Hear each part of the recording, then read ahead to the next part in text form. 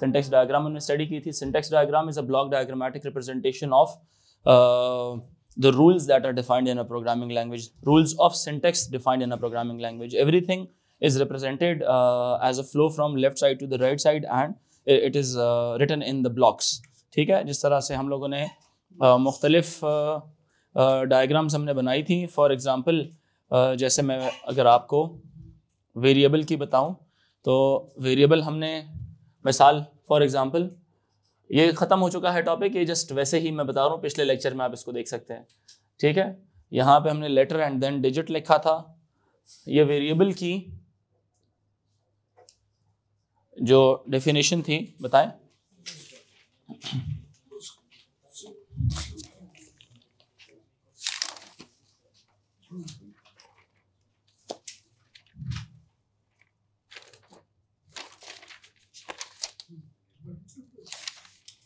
चले रख लें, ये पास रखें. For example variable is letter and then digit and then just आगे. लेटर खुद क्या होता था?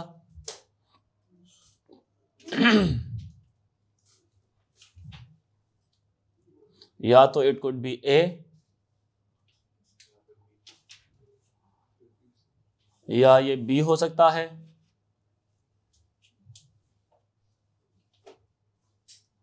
या ये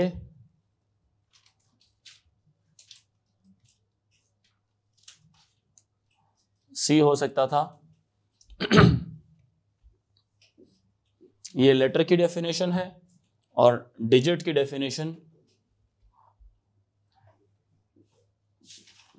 डिजिट क्या हो सकता है? या तो 1 हो सकता है या तो 2 हो सकता है या तो 3 हो सकता है.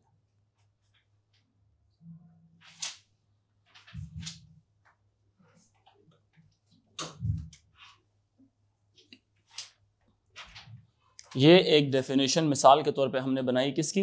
वेरिएबल की. ठीक है, इस वेरिएबल का मतलब क्या है? A letter could either be A, it could either be B, it could either be C, या a digit could either be 1, 2 और 3.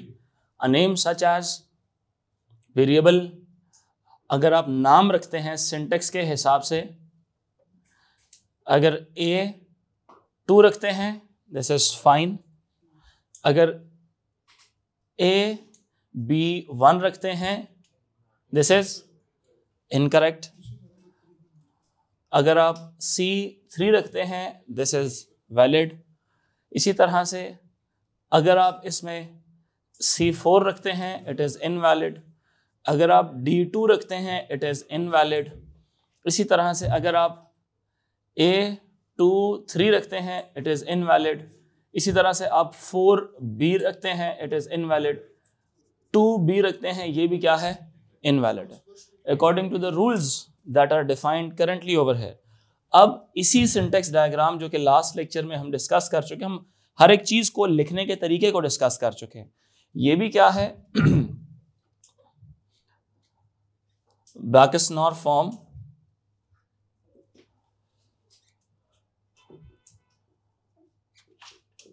सिंटेक्स के रूल्स को डिफाइन करने का एक और तरीका है. ठीक है, बैकेसनॉर फॉर्म भी क्या है? It is another rule of defining. But ये क्या चीज इस्तेमाल करता है? It uses symbols to describe. It uses symbols to describe the grammatical rules of a programming language. It is another form of describing the grammatical rules of a programming language. Grammatical rules of a programming language using symbols. Using symbols को इस्तेमाल करके ये काम करता है. ठीक है, BNF के अंदर it includes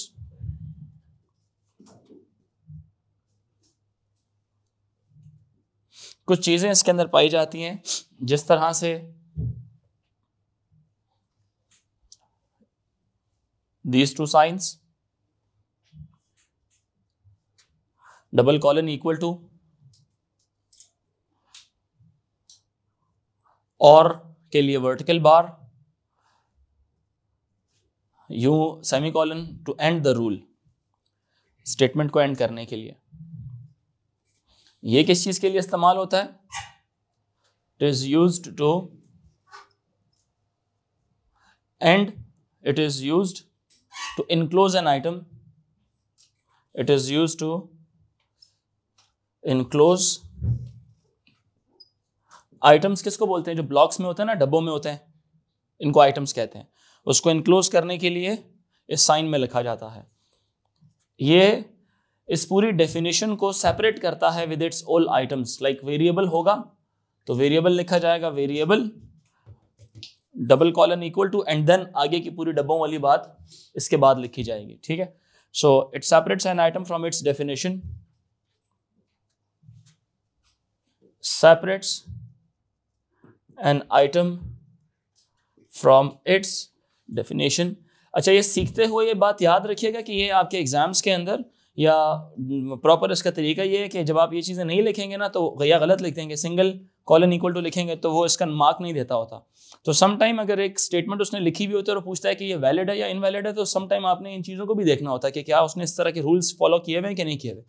अगर रूल्स फॉलो किए हुए फिर तो वो ठीक है, अगर सिंगल कॉलन भी लगा हुआ है ना और इक्वल टू लिखा तो वो इनवैलिड स्टेटमेंट कंसीडर की जाएगी अकॉर्डिंग टू बीएनएफ की अपनी सिंबल्स की उसकी वजह से। ये जो वर्टिकल बार होती है ये आपको पता है और के लिए इस्तेमाल होती है, तो use for choice, used for choice. Choice किस तरह से, जिस तरह ए है या बी है या सी चूज किया जा सकता है तो इनको एज ए चॉइस कंसीडर करते हैं, या 1 है या 2 है या 3 है। When the path has multiple ways to go forward, so it's basically if it is considering or taking one of the choice, one of the path out of many paths, तो उसको segregate करने के लिए vertical bars लगाई जाती है। ठीक है, we'll do the examples and semicolon is written at the end of each statement। ठीक है, at the end of each statement, it is used for the end of a syntax rule। ठीक है, basic ये बातें होगी। Ma'am इसको लिख देते हैं ना यहाँ पे, लेट्स से बोला वेरिएबल था ना, वेरिएबल आपने डिफाइन करना है। इसकी एग्जांपल्स में चलें, एग्जांपल से पहले कुछ टेक्स्ट लिख लेते हैं फिर हम इसको बताते हैं। सिर्फ लिखने का तरीका ही है। ठीक है, सो बीएनएफ क्या है? ये मेटा डेटा है। बीएनएफ क्या है? BNF is special language used to describe syntax and its composition. ये क्या है? Language used, language of form used to describe composition, language used to describe composition and syntax of the statements, composition and syntax of statements।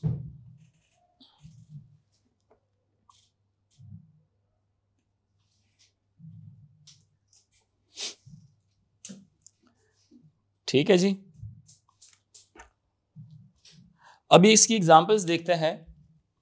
ये syntax diagram का एक दूसरा तरीका है, वो डायग्राम के हिसाब से, बट ये डायग्राम नहीं है, एक डिफरेंट चीज है। फॉर एग्जाम्पल, अगर इस डेफिनेशन के मुताबिक आप देखते हैं तो आपको कैसे लिखना पड़ेगा? वेरिएबल और जो आप पूछ रहे थे is equals to letter and then digit. यहां पे क्या लिखेंगे हम? लेटर, फिर यहां पे क्या लिखेंगे हम? डिजिट लिखेंगे और यहां पे क्या लगाएंगे? सेमीकोलन लगाएंगे। ठीक है, तो जब हम देखें ये खुद भी एक नोटेशन है। Backus-Naur form itself is a notation. This notation is used for what? To describe the syntax. Programming language नहीं है ये सिर्फ एक जेनेरिक नोटेशन है लिखने की, इसीलिए इसको कहा जाता है, मैं इसको क्या कहता हूं? ये क्या है? ये है मेटा डेटा। ये सारा Backus-Naur फॉर्म क्या है? मेटा डेटा है। ये डेटा के बारे में डेटा है ये। ठीक है जी। अब इसी तरह से अगर ये लेटर यहां से लिखा हुआ है तो मुताहर लेटर को कैसे रिप्रेजेंट करेंगे? लेटर, फिर दोबारा से double colon and then equal to. अब 3 ऑप्शन है ना, या ए है या बी है या सी है, मतलब it is use for choice, यानी कि और बड़ी लॉजिक इसमें लग रही है। तो इसमें क्या होगा? ए या बी या सी लगेगा इसके अंदर, ए या बी या सी लगेगा। अगर ये लेटर आपकी जो लास्ट क्लास में आपने लिखा हुआ है उसके हिसाब से अगर ये चलता है ना तो ये C D E F Z, फिर छोटा जो अल्फाबेट्स एंड देन बड़े अल्फाबेट्स। इसी तरह से डिजिट जो सा है, डिजिट क्या होगा? डिजिट या तो 1 हो सकता है या 2 हो सकता है या 3 हो सकता है। ये उसके आइटम्स हैं, दैट इज वाई उनको हम लोग यहाँ पे इस तरह से लिख रहे हैं, उसको लेस देन ग्रेटर देन वाली सिचुएशन में नहीं लिख रहे हैं। ठीक है बात, के नहीं समझ आ रही है? पहले हम लोगों ने क्या किया था कल की क्लास के अंदर, हम लोगों ने लेटर्स के लिए 2 चीजें इनकैप्सुलेट की थी। If you remember, it was like lower case and upper case, lower case and upper case. फिर उसमें यहाँ पे क्या हो सकता है? लोअर केस यहाँ पे लिखेंगे आप, बीच में लोअर केस लिखेंगे, फिर साथ फिर से क्या लिखेंगे? अपर केस लिखेंगे और देन सेमीकोलन। लोअर केस को अलग से डिफाइन करेंगे, इसमें small A, then bar, small B, then फिर वर्टिकल लाइन, फिर small C, dot dot dot dot small G तक, सेमीकोलन। देन अपर केस भी इसी तरह से करेंगे, capital A, vertical bar, capital B, vertical bar, capital C, vertical bar, dot dot dot dot capital G, then semicolon.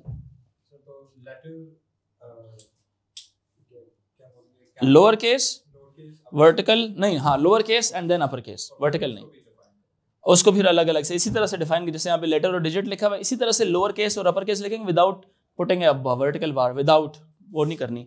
ठीक है, और इसको अलग से यहाँ पे डिफाइन कर देंगे और जो अपर केस लिखा होगा आपने उसको अलग से डिफाइन कर देंगे। ये तो मैंने सिर्फ इसकी छोटी एग्जाम्पल के हिसाब से, ये और ये सेम है, ये सिर्फ it's an other form of describing the syntax. This form is known as Backus-Naur form. This diagram is known as syntax diagram. They both are related to each other. In a question, he can ask sometimes to convert this thing into this thing, or sometimes this Backus-Naur form back into the syntax diagram. मेरी बात समझ आ रही? जी जी। अगर तो आपने definition में ही उसकी choice रखी हुई है, या तो अपर केस या तो लोअर केस हो ना, तो तब आप वर्टिकल बार रखेंगे। लेकिन उनमें से कोई भी एक चीज, मिसाल के तौर पे वो दोनों चूज की जा सकती है, स्मॉल लेटर अब वर्टिकल लेटर, तो उसके हिसाब से वो डिपेंड करता है कि आपकी डेफिनेशन कैसी है। अगर आपने लीनियरली लिखी हुई है ना चीजें, ठीक है, उस तरह से, तो वो एक अलग बात है। फिर तो इसी तरह से, जिस तरह लीनियर का मतलब ये कि इस तरह से लिखी हुई, चॉइस नहीं है, फिर तो आपको यही लिखना पड़ेगा। लेकिन अगर आपने ऊपर नीचे रास्ते में कोई एक रास्ता चूज करना पड़ जाए, फिर आप उसके लिए फिर आप वर्टिकल बार लगा सकते हैं। तो ये डेफिनेशन पे डिपेंड करता है कि आपकी डेफिनेशन कैसी है। मेरी बात समझ रहे हैं कि नहीं, मैं क्या कहना चाह रहा हूँ? आपको समझ आ रही है? मतलब कि ये यहाँ पे चॉइस है ना, ये इधर से जब आता है, ये इधर भी जा सकता था या नीचे भी जा सकता था, जाना तो किसी एक रास्ते से। अगर ए चूज कर लिया तो वो नेचुरली यहाँ से उसका खत्म हो जाएगा किस्सा। सही है कि नहीं सही? इसी तरह से अगर नीचे आ जाता तो इधर भी जा सकता था और नीचे भी जा सकता था। तो अगर बी से जाता है तो बी को, ए को नहीं करेगा, बी को कर लेगा और बस किस्सा खत्म हो जाएगा। क्लियर हो रही है मेरी बात कि नहीं? तो ये थी बेसिक इसकी डेफिनेशन। ये क्या थी इसकी बेसिक डेफिनेशन। इसी तरह से जो ये आप लोग बात कर रहे हैं कि अगर तो आपके पास इसी तरह मैं capital A, capital B, small C, capital B and capital C and dot dot dot dot capital Z and then small B कर दूं, small A, small B, small G, and तक अगर मैं उसको ले जाऊं तो ये इसी तरह से होगा। एक second, A B C, small G, capital A, capital B, capital C, capital G. अब वैसे अगर आप इसकी बात कर रहे हैं नहीं, ये इधर तक जाएगा, 1 2 3 4 5 6 7 ये आपने डिफाइन कर दिया, ये आपकी लेट से डेफिनेशन है। इनमें से कोई भी एक रास्ता क्या हो सकता है, चूज हो सकता है, कोई भी एक रास्ता इसमें से चूज हो सकता है। इसमें अब दोनों क्या है, चॉइस पर आ रहे हैं। इसको ज्यादा अगर तो आप इसको इस तरह से लिखते हैं ना बैकस नॉर फॉर्म में, तो बैकस नॉर फॉर्म क्या कहती है, लेटर ये करके फिर ए बी सी जी बी फिर जी फिर सेमीकोलन खत्म। अब ये भी आपकी चॉइस है कि आपने इस सिंटेक्स डायग्राम को सिंप्लीफाई करना है तो आप इसके दो डब्बे बना सकते हैं। अगर इसको सिंप्लीफाई करेंगे तो आप इसको यूं बना लें, लोअर केस या तो यहां से जाए ये,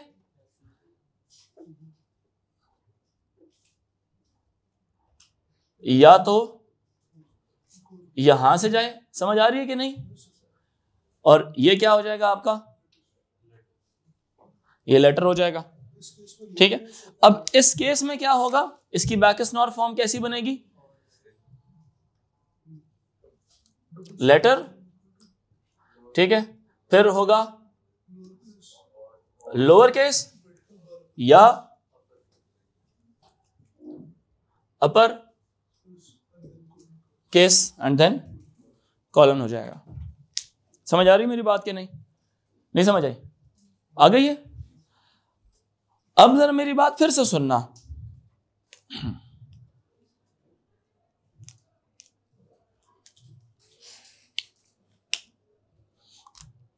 अगर मिसाल के तौर पे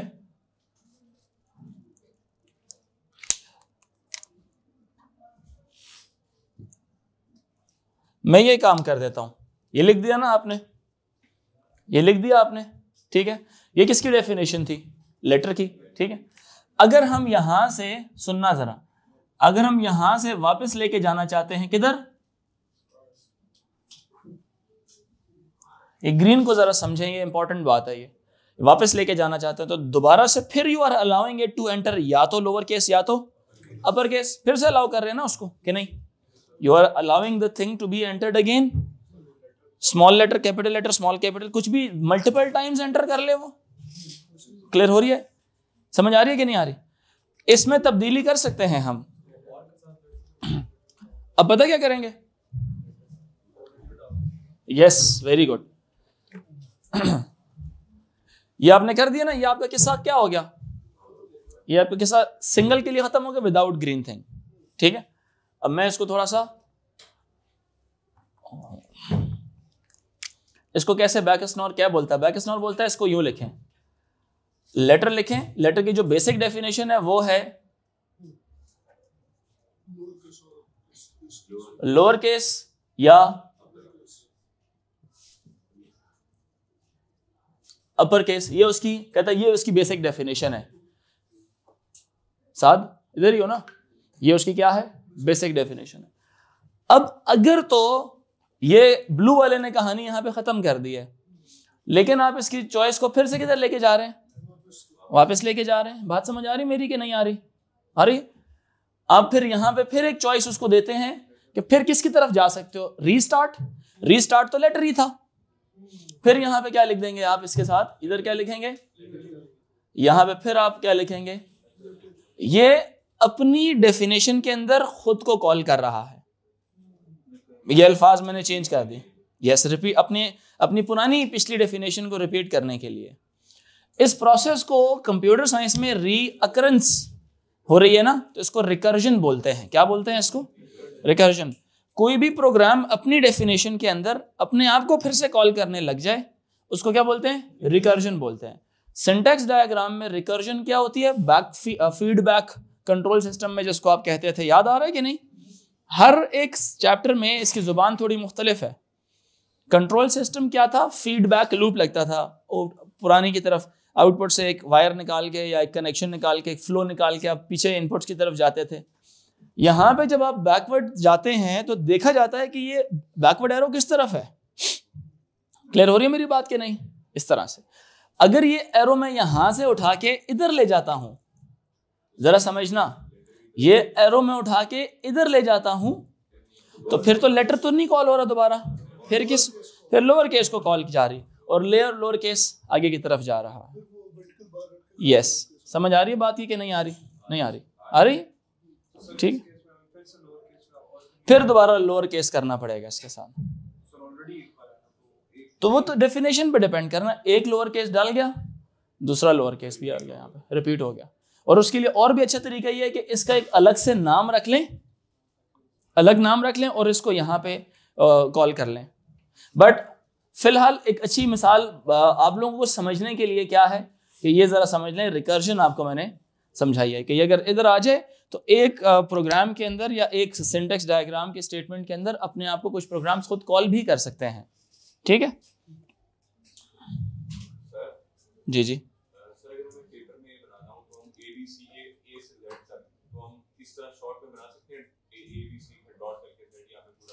नहीं, जेड तक तो नहीं जा सकते, जगह ही नहीं होती इतनी, डॉट्स लगा सकते हैं। वैसे एक ऑब्जर्वेशन है कि उसने आपका कॉन्सेप्ट चेक करना होता है ना, तो जितने भी पास्ट पेपर्स उठा के देखें, जितने भी उठा के देखें, आपको ए से जेड तक और कैपिटल ए से कैपिटल जेड तक के क्वेश्चंस नहीं मिलेंगे, आपको इस टाइप की चीज़ें मिलेंगी। मतलब ए बी सी डी ए मिलेगा, सिंबल्स हैं तो वो सिर्फ प्लस माइनस मल्टीप्लाई डिवाइड में, क्योंकि जो प्रोग्रामिंग लैंग्वेज डेवलप कर रहा होता है ना सिंटेक्स, तो उसकी मर्जी का है। तो वो जो क्वेश्चंस बनाने वाला है तो सिंटेक्स वो अपनी मर्जी का बता रहा है, तो उस केस में आपने बताना होता है कि क्या चीज़ वैलिड है और क्या चीज़ इनवैलिड है। ठीक है,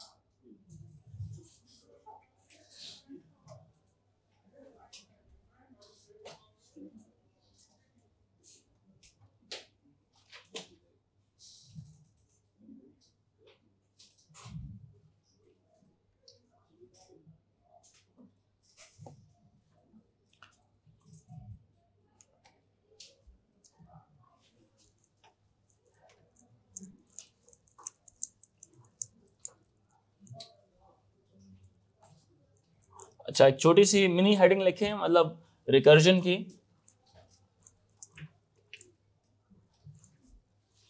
रिकर्जन की हेडिंग लिखें जल्दी से।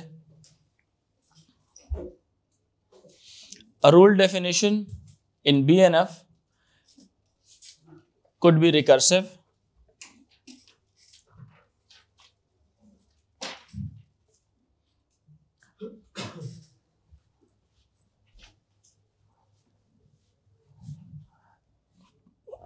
A rule definition, ये जो हम एक स्टेटमेंट लिखते हैं उसको रूल बोलते हैं, ठीक है। A rule definition can be recursive in BNF, मर्जी जिसकी, रूल असूल को बोला जाता है ना, मतलब रूल को डिफाइन जब करते हैं, ये अंग्रेजी है, ये उसका वैसे नाम नहीं, रूल सिर्फ इसको बोलते हैं, ये एक रूल है। जैसे हम लिख रहे हैं ना इसको, we are defining a rule in fact. और ये भी मेरी प्रोग्रामिंग लैंग्वेज का वेरिएबल, यहाँ पे ये रूल है लेटर का, फॉर एग्जांपल ये असूल था, असूल बेसिकली इसको बोलते हैं, ठीक है। असूल को लिखने का तरीका ना स्टैंडर्ड तरीका, तो डेफिनेशन इसलिए कह रहा हूँ मैं साथ उसके। So a definition of a statement में इन्वॉल्व रिकर्जन और लूप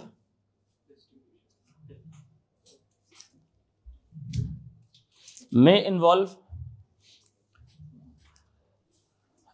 a loop, और आपने कहा ना, आपने लिखा ना कि could be recursive, that is definition of a statement may involve, could be recursive, that is definition of a statement may involve definition of a statement may involve a loop, may involve a loop which is represented by a backward arrow in syntax diagram, which is represented by a syntax diagram, which is represented by a backward arrow in syntax diagram. जल्दी करें.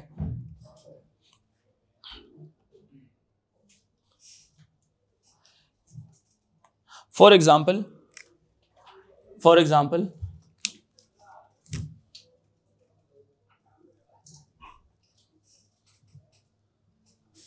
String की बात करते हैं. अ string could B, क्या हो सकता है स्ट्रिंग?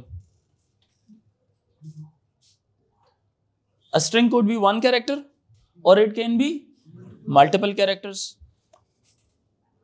वन कैरेक्टर के बाद कहानी एंड उसकी हो सकती है, सो फिनिश इट. और string and then what? Character.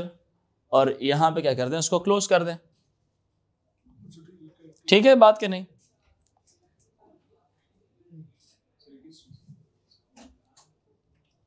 ये स्ट्रिंग की डेफिनेशन है. What is string? पहले टेल मी, A2 के स्टूडेंट है, what is string? It could be combination, it could be a single character, a key press on the keyboard, or it could be many characters collectively written in one line. That could even involve numeric, alphanumeric, alphabets, upper, lower case, everything can come in it. ठीक है?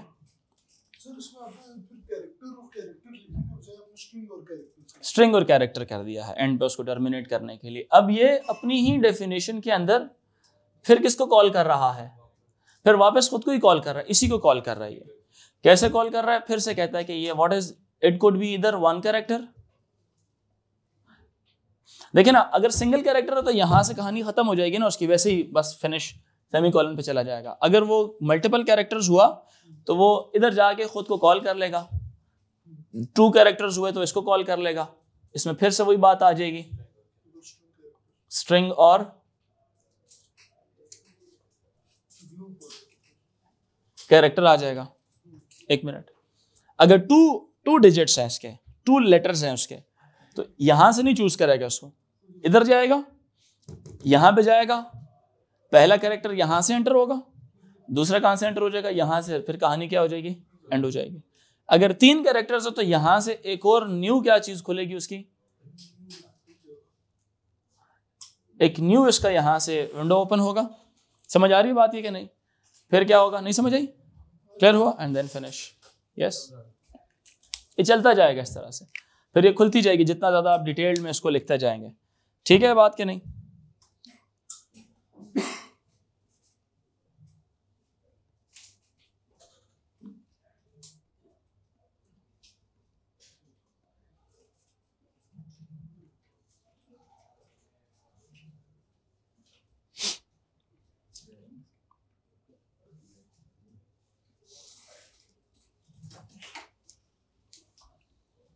इसी तरह एक word है, word को हम क्या करते हैं? डिफाइन करते हैं. वर्ड कैसे डिफाइन हो सकता है? सबसे पहले क्या आएगा?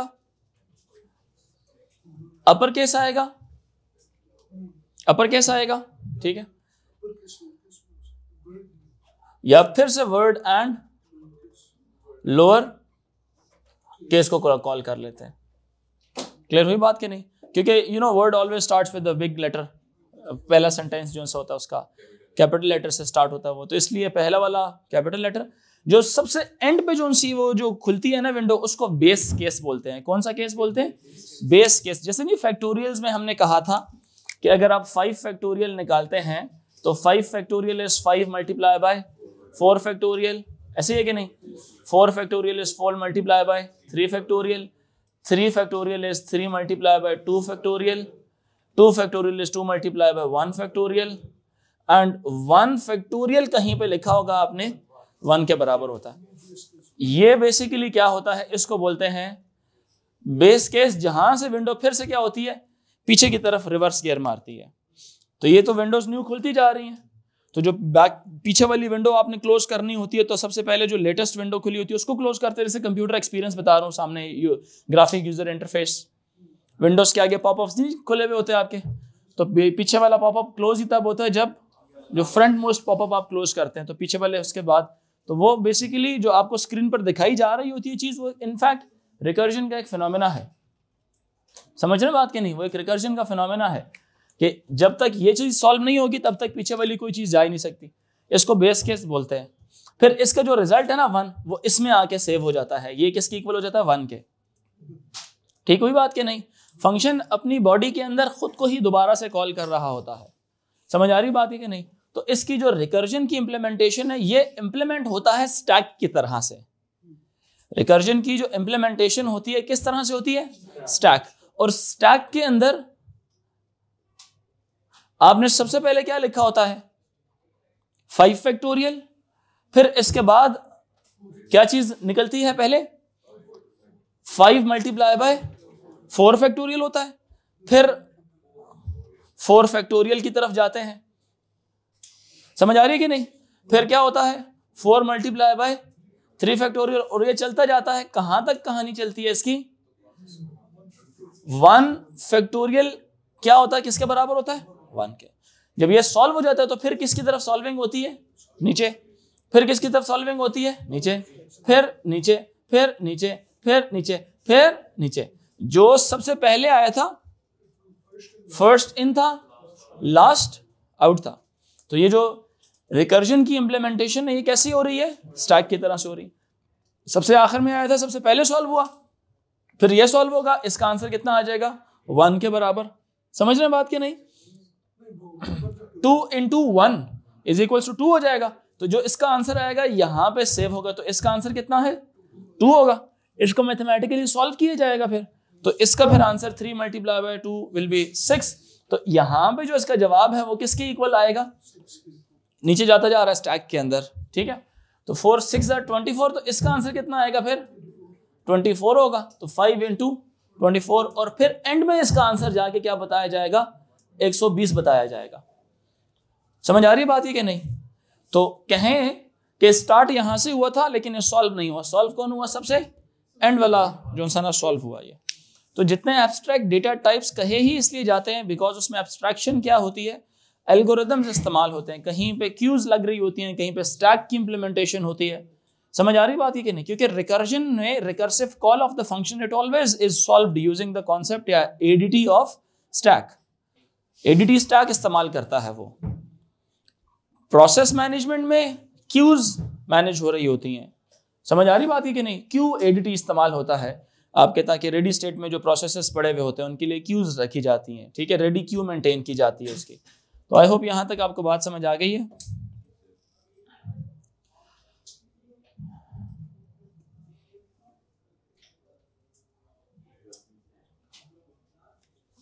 अच्छा, these are not standards, mind it, these are not standards।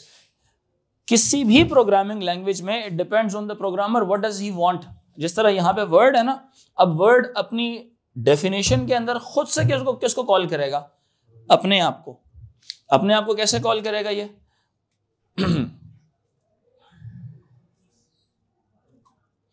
Upper case या फिर से वर्ड एंड लोअर। कोई भी आप लफ्ज सोचते हैं, लेट से ALI, अली चूज करते हैं, 3 लेटर्स हैं। I यहां पर आएगा, L यहां पर आएगा, और जब यहां से एक न्यू विंडो ओपन होगी, मेरी बात समझ आ रही है कि नहीं?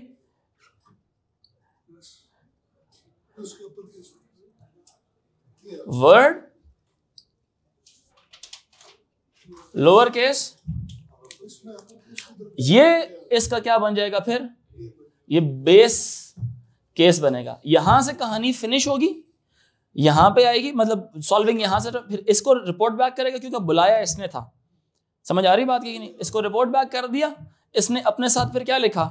L लिखा। अब यहां पे आ गया A, और ये रिटर्न करेगा क्या? A। इसको क्या बोलते हैं? This is known as base case. Recursion में ये चीज इंपॉर्टेंट होती है बेस केस के, कहां से विंडोज क्लोज करना शुरू करनी होती है। समझ आ रही बात की? अदरवाइज इनफाइनाइट लूप्स लग जाते हैं। ठीक है। अदरवाइज इनफाइनाइट लूप लग जाता है, रैम आपकी फिलअप होने शुरू कर जाती है। ठीक है। सो बेस केस होना जरूरी है। यहाँ पे A आ गया, इसने रिपोर्ट बैक किया कि जी, क्योंकि यहाँ से विंडो क्लोज होना शुरू हुई, क्लोजिंग के बाद इसने इसको A रिटर्न किया क्योंकि कॉल इसने की थी। कॉल इसने की थी ना, फंक्शंस में रिटर्न होता है ना, फंक्शन में रिटर्न होता है ना, तो इसने रिटर्न क्या किया, ए किया, इसने साथ क्या किया, कंकैटिनेट किया किसको, एल को। कंकैटिनेशन मींस कंबाइन करना, जोड़ देना, ठीक है, ए और एल। अब ये दोनों जोन से हैं क्योंकि ये एक ऑप्शन थी और या तो ये एंटर कर सकते थे या ये एंटर कर सकते थे, उसने चूज किया इस वाले को क्योंकि लेटर्स कितने थे, 3 लेटर्स थे, ज्यादा होते तो इवन फिर इसको चूज करके आगे की तरफ चला जाता। अगर एलेक्स होता, ALEX होता, फिर यहां से स्टार्ट होता, फिर वहां पे ए होता, फिर यहाँ पे एल होता, यहाँ पे ई होता और यहाँ पे फिर एक्स रिटर्न किया जाता। अब जब इधर आएगा तो इसके पास इस वक्त क्या पड़ा हुआ है, AL पड़ा हुआ है वर्ड के पास, और साथ एल आया आपने साथ ज्वाइन कर दिया तो ये एज अ होल वर्ड में फिर क्या आ जाएगा, ये AL आ जाएगा इसके पास। समझ आई मेरी बात कि नहीं आई? जितने लेटर्स होंगे उतनी रिकर्जन होगी and there will be one base case as well. ठीक है जी।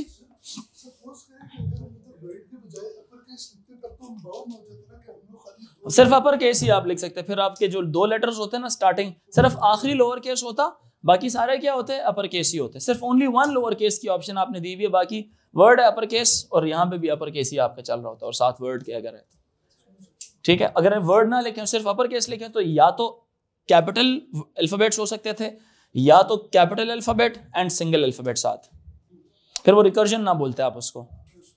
ये बात याद रखें, recursion is a function calls itself. यहां पे जो चीज आपने लिखी हुई है ना वही चीज आपने यहां पे लिखी हुई है कि जिस चीज को जिसकी को कह रहे हैं, हम नहीं कहते यार कि कोई फंक्शन अपने आप को खुद कॉल कर ले अगर, तो उसका आंसर अभी आया हुआ नहीं है लेकिन उसने किसी और कोई और विंडो ओपन कर, मतलब कोई और उसने मेमोरी में अपने लिए एक और स्पेस ऑक्यूपाई कर ली कि वहां पे खुद कुछ और सॉल्विंग करेगा और उसको जो आंसर आएगा वो पुरानी वाली कॉल को रिटर्न करेगा। तो ये रिकर्जन बोलते हैं, रीअकरेंस है basically. Recursive call, recursion topic को बोलते हैं। समझ आ रही बात है कि नहीं? सो ये जो नोटेशन है, इस नोटेशन को क्या कहते हैं बच्चों? It is Backus Naur form. हमारे लिखें सारी बातें, लिख ली सारी, दोज डायग्राम्स, फाइलों, ये बातें सारी आपने लिखी हैं, ये लिखिए सारी बात, ये बना लें, जरूरी है। ये अली वाली एग्जाम्पल भी लिखिए। मैं ये साइड मिटा रहा हूं यहां से।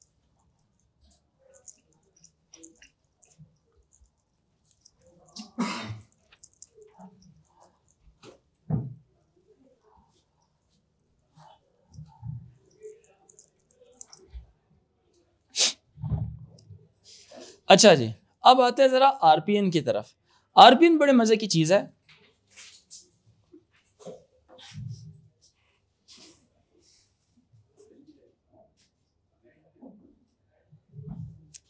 थोड़ा लेंथी है ये,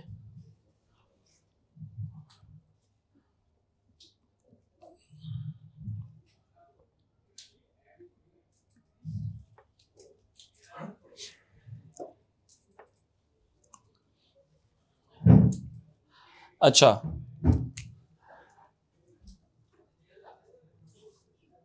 रिवर्स पॉलिश नोटेशन। अच्छा now we are done with the compiler parts and syntax something. ठीक है, we are done with it. It is something else, RPN. अच्छा आरपीएन क्या है? ये किसी भी मैथमेटिकल या लॉजिकल एक्सप्रेशन को ठीक तरह से सॉल्व करना विदाउट ब्रैकेट्स। किसी भी कोई भी पंक्चुएशन साइंस इस्तेमाल किए ब्रैकेट्स के बगैर, बॉडमैस का कॉन्सेप्ट इस्तेमाल किए बगैर आपने अपने मैथ्स के उन कॉम्प्लेक्स एक्सप्रेशंस को सॉल्व करना है। So RPN is used for that purpose. Reverse Polish notation लिख लें, मेथड ऑफ रिप्रेजेंटिंग अरिथमेटिकल और logical expression. Method of representing, जल्दी से लिखें please, we have less time. Method of representing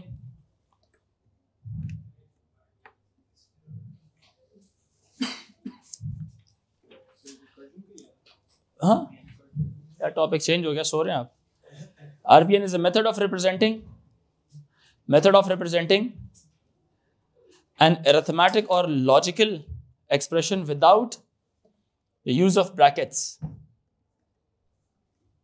without the use of brackets.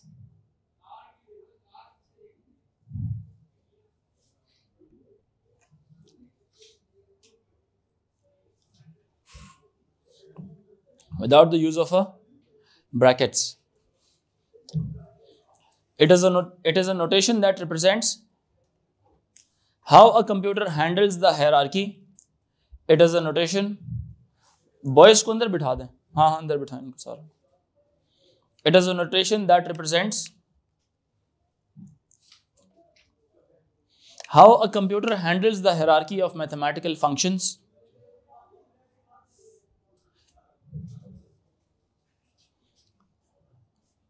Computer handles the hierarchy of mathematical functions and operations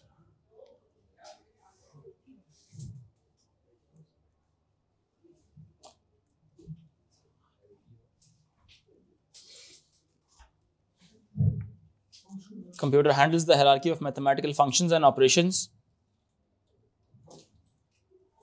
to evaluate the answers. To evaluate the answers. To evaluate the answers. It uses the concept of stack. It uses the concept of stack. It uses the concept of stack.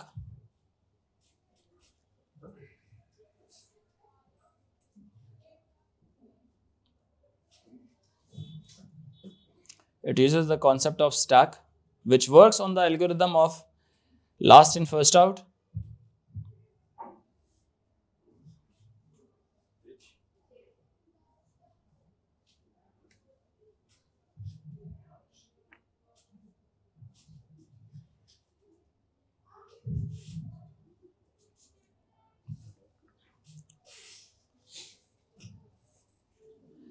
Any expression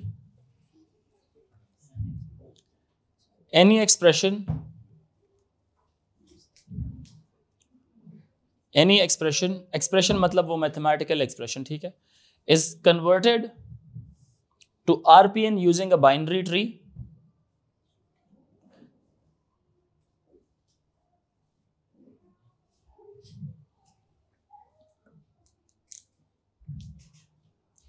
binary tree भी अब हमारा एक abstract data type की एक मिसाल है, ठीक है, वो भी हम आगे जाके फ्यूचर में पढ़ेंगे. But converted into a binary tree by the compiler to evaluate the by the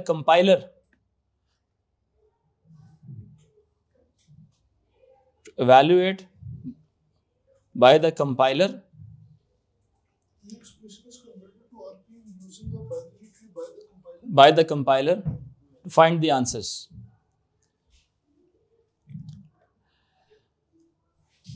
By the compiler.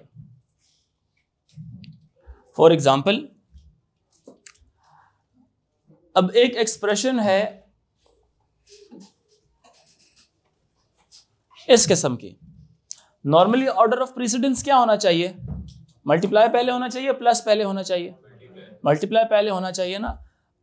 In RPM an expression is read from left to right. Expression is read from left to right. Left to right. Binary tree इसकी कैसे बनती है? Binary tree इसकी किस तरह से बनती है? मिसाल के तौर पे एक ऑप्शन है y is equal to +5 asterisk 2 और x के साथ, 2 और x के साथ, ठीक है जी. 2 और x के साथ.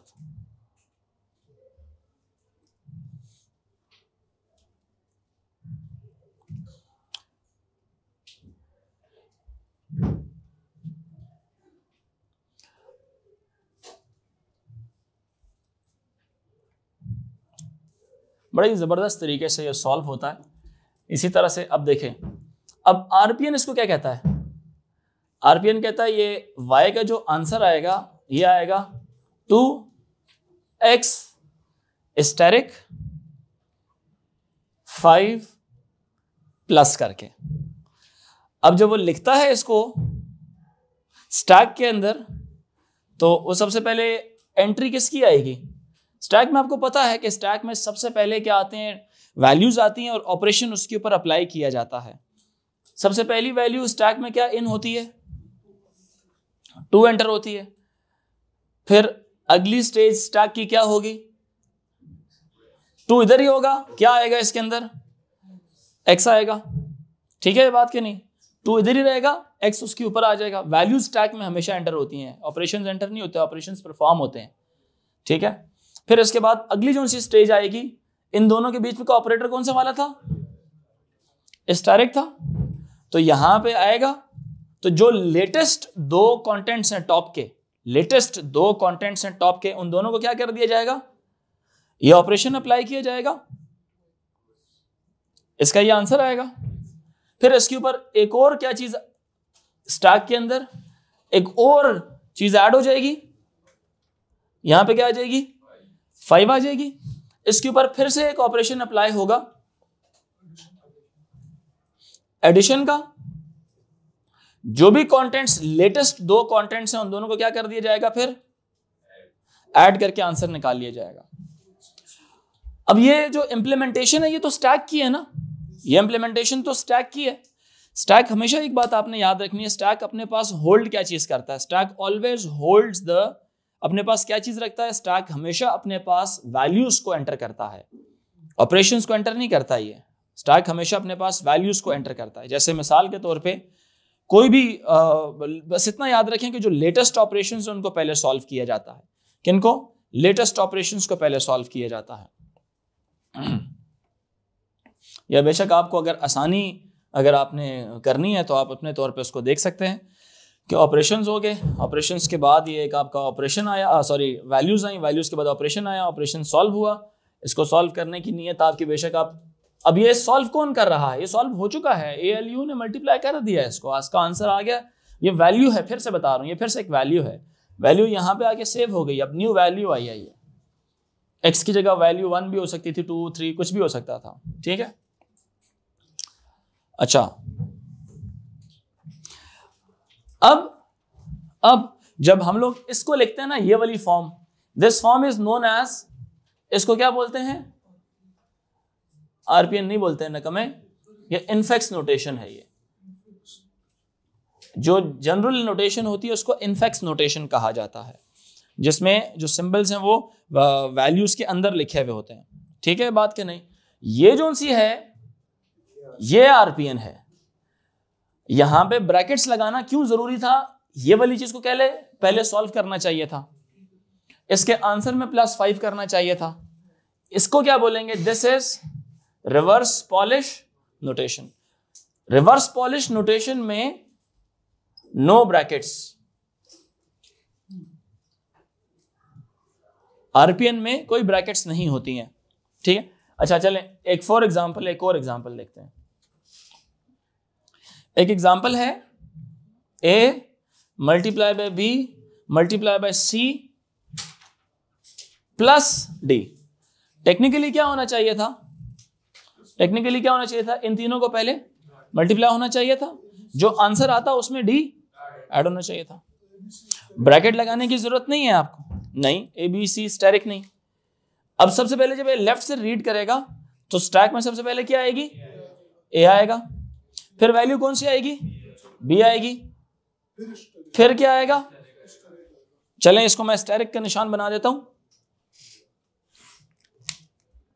A B और क्या आ गया? स्टैटिक आ गया। अब ये दो चीजें क्या हो गई हैं? स्टैक के डेफिनेशन के मुताबिक ये सॉल्व हो गई है। AB स्टैटिक मतलब सॉल्व, मल्टीप्लाई हो गया, आंसर आ गया। AB स्टैटिक से क्या हुआ? आंसर आ गया। मेरी बात समझ आ रही है कि नहीं? AB स्टैटिक से क्या हुआ? आंसर आ गया। क्लियर हुई मेरी बात कि नहीं? हमेशा सॉल्व किसको किया जाता है? वैल्यूज नोट की जाती है। स्टैक हमेशा 2 वैल्यूज को देखते हैं और जैसी कोई साइन एनकाउंटर करता है ना, लेटेस्ट 2 कंटेंट्स को वो उस पर ऑपरेट कर देगा। उसको लेटेस्ट जो भी 2 ऑपरेटर्स होंगे उसको मल्टीप्लाई प्लस माइनस जो भी था कर देगा उसको। ठीक है, फिर क्या आएगा? ये एक वैल्यू थी, इसका आंसर एक वैल्यू आ जाएगा ना स्टैक में। फिर एक और वैल्यू एंटर होगी, कौन सी वाली? C। यहां पे आ जाएगा C। अब ये क्या चीज है? ये आंसर है, याद रखना। आपको देखने में ए बी स्टैटिक नजर आ रहा है, लेकिन मेमोरी ने इसको सॉल्व कर दिया होगा, या जैसे यहाँ पे नहीं किया था, दोनों को आंसर निकाल दिया था, इसका आंसर निकाल दिया था, एक मेमोरी में आके सेव होगी मेमोरी स्लॉट में। अब ये एक मेमोरी स्लॉट, अब ये 5 आके उसमें सेव हो गया। अब जो भी ऑपरेशन था प्लस था उस पर अप्लाई हो गया था यहाँ पर।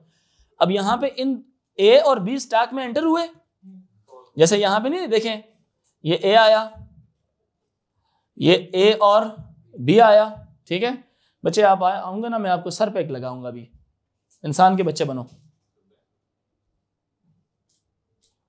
ए आया, ए और बी आया स्टैटिक, तो यहां पे क्या हो जाएगा, ए बी स्टैटिक सॉल्व होगी ये चीज।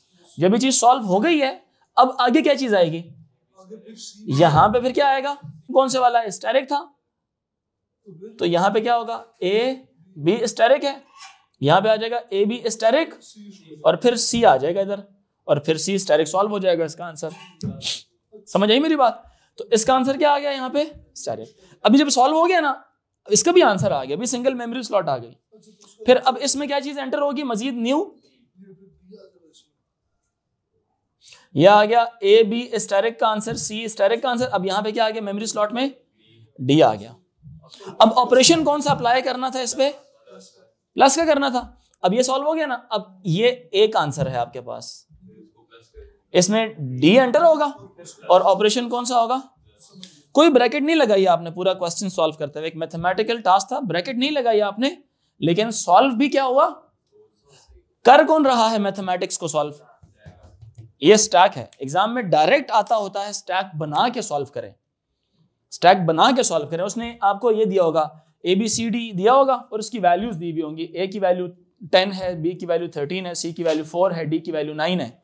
आंसर बताएं इस एक्सप्रेशन का, स्टैक को इंप्लीमेंट करते हुए बताएं आंसर क्या आएगा। स्टैक पूरी बना के दिखा के, स्टैक समटाइम उसने खुद दी हुई होगी, समटाइम आपको बनानी होगी, बना के दिखाना है इसको, ठीक है ये बात के नहीं, समझ आ रही है विकास? तो ये जो है ना, ये आपका ये स्टैक इंप्लीमेंटेशन है, ठीक है, ये स्टैक है, और ये उसका left to right order of precedence को सॉल्व करने का तरीका है। ये जनरल एक्सप्रेशन को आरपीएन में कन्वर्ट करना आसान है ना, क्या नहीं? तो कुछ एग्जांपल्स हैं, ये आप खुद करिएगा।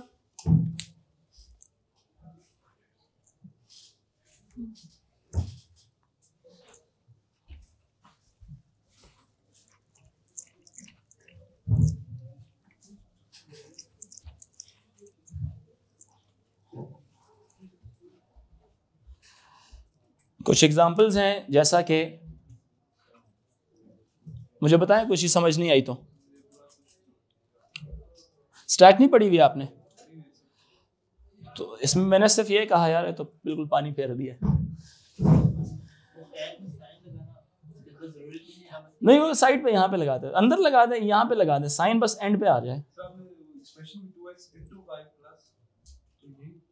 बच्चे असल एक्सप्रेशन ये है ना, नकम्मे किधर सो रहे थे, असल एक्सप्रेशन ये है, उससे ये चीज बनी है।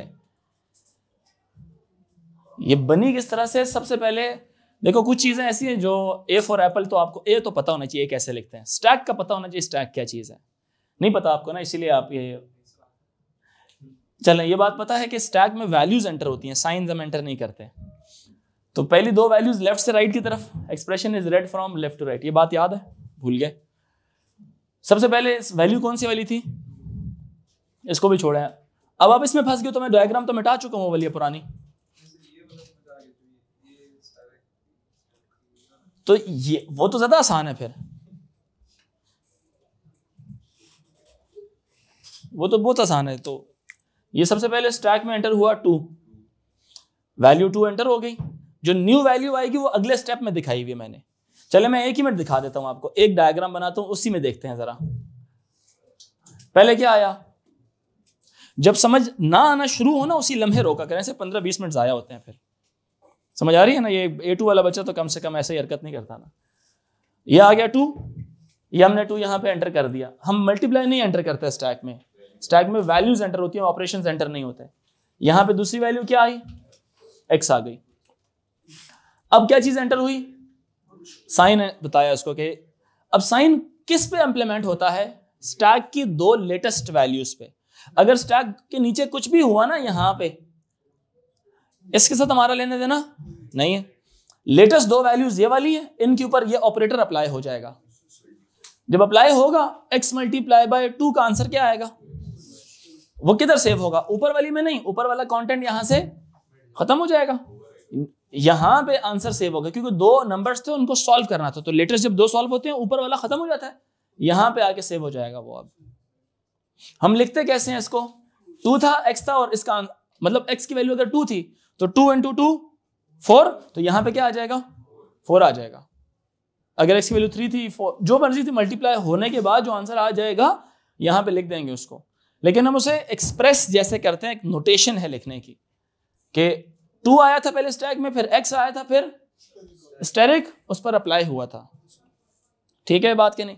फिर 5 आया था, अब ये मेमोरी पड़ी हुई यहां पे, अब एक और वैल्यू कौन सी आ रही है, 5 आ रही है, 5 यहां पे आएगा, इसके ऊपर कौन सा ऑपरेटर अप्लाई होना है, प्लस का। तो जो सीक्वेंस है वो कैसा बन रहा है, पहले 2 आया, फिर x आया, फिर स्टेरिक हुआ, फिर 5 आया, फिर प्लस हुआ। तो असल में पता क्या हुआ, 2x स्टेरिक, ये एक ऑपरेशन, ये एक आंसर आया था इसका, फिर 5 के साथ ये क्या हो गया था, ये उसका सेकंड आंसर आया था, इसके आंसर में 5 को प्लस किया था। समझ आ रही है, कोई ब्रैकेट लगाने की जरूरत नहीं है इसमें, बगैर ब्रैकेट के काम होता है इसमें। मैं बहुत सारी एग्जांपल्स कराता हूं, उसमें थोड़ा सा और क्लियर हो जाएगा। जिस तरह से ये लेफ्ट से राइट की तरफ रीड कर रहा है, तो पहले ए स्टैक में एंटर हुआ, फिर बी एंटर हुआ, दोनों को मल्टीप्लाई किया, सी नहीं एंटर हुआ, अभी सी नहीं अभी एंटर हुआ, फिर ए हुआ, फिर बी हुआ, फिर इन दोनों पे एक ऑपरेटर अप्लाई हुआ, इसका एक आंसर आ गया। अब वो जो आंसर आया ना, वो मैंने इस डब्बे में लिख दिया। अब ये एक आंसर है, दिखने में आपको ए बी स्टेरिक नजर आ रहा है, बट मेमोरी में ये एक आंसर पड़ा हुआ है। समझ आ रही, 2 मिनट, एक आंसर पड़ा हुआ है इसके अंदर। अब वो आंसर इसमें आ गया, ये मेमोरी की एक स्लॉट है, ये मेमोरी की एक स्लॉट है, यहां पे ये दिख रही है। अब इसमें एक तीसरी वैल्यू, मैंने कहा ना वैल्यू आती है, वैल्यू आ गई, ये इसके अंदर सी आ गया। ये दोनों अब क्या होंगे आपस में, इसके ऊपर एक और ऑपरेटर अप्लाई होगा, यही वाला ऑपरेटर। अब ये जब अप्लाई हुआ तो फिर एक और नया आंसर आ गया, सी स्टेरिक के साथ करके एक और नया आंसर आ गया, वो भी एक ही मेमोरी स्लॉट में। एक आंसर है ना, तो एक ही, क्योंकि पुराने आंसर में एक नई वैल्यू को फिर एक और आंसर के साथ मल्टीप्लाई करेंगे, तो फिर आंसर में सेव कर दें तो वो तो एक ही मेमोरी स्लॉट बनेगी, वो यहां पे आ जाएगा। फिर एक और न्यू वैल्यू आई, क्या नाम था उसका, डी था, न्यू थी ना, तो न्यू मेमोरी स्लॉट में आई वो, जब तक ऑपरेटर, अब डी आ रहा है आगे। और 10वां सवाल, 10 plus 3 asterisk 5 16 minus 4 bracket close, divide है ये। 10 सवाल हैं, होमवर्क में लिखे बस, ये सारा खुद करना है आपने। हाँ हाँ,